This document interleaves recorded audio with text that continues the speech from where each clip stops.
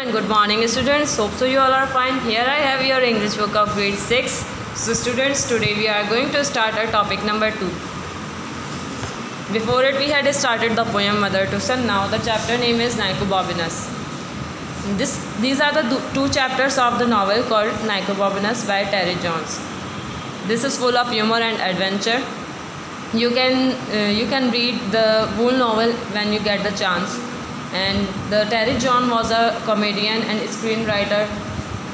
So students, here this story is about the Nicobovinus. So here are the two chapters. We will do the reading of this one and the remaining reading, so you have to do it by yourself at the home. This is your homework. So we are starting it yet.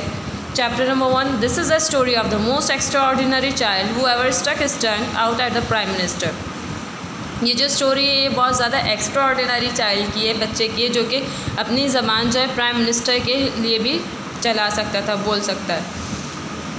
His name was Nicobobinus. उसका name था Nicobobinus. He lived a long time ago in a city called Venice. वो पहले जो है कहाँ पर रहता था, एक सिटी वेनिस में रहता था. And he could do anything, और वो कुछ भी कर सकता था.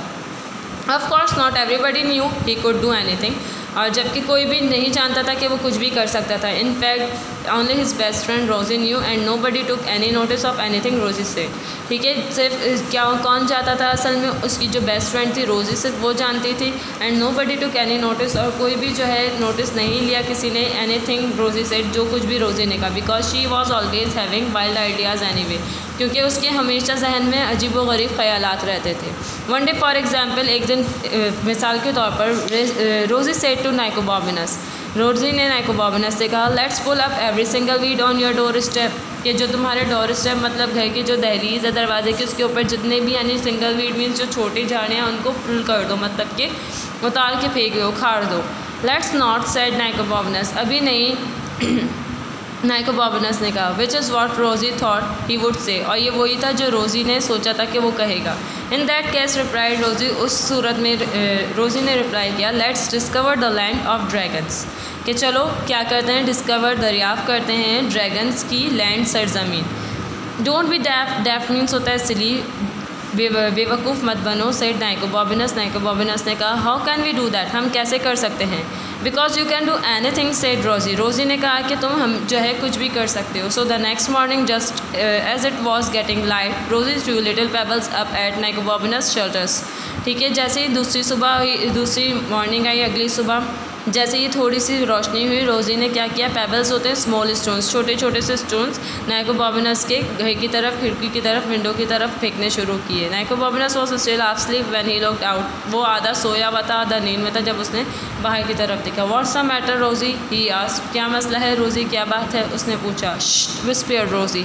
रोजी ने सरगोशी की आहिस्ता से कहा, I have got the buns and the lemonade. मैंने बंस लिए हैं और लेमनेड. लेमनेड होता है ये जो है नींबू का शरबत. So students, here they will go outside for the searching of the dragon land. So here is the story. This is land. Now you have to do the reading of this one. With the help of dictionary you can do the reading. So this is your homework, student, that how do they go outside and what will the adventure they have in this. So students, you have to do the reading of page number 7, 8, 9 and 10. This is your homework. So now you have to do it all, the reading, and you can do the reading with the help of dictionary, with the help of parents. Okay students, so till that time, Allah Hafiz. Inshallah we will meet soon in the next class.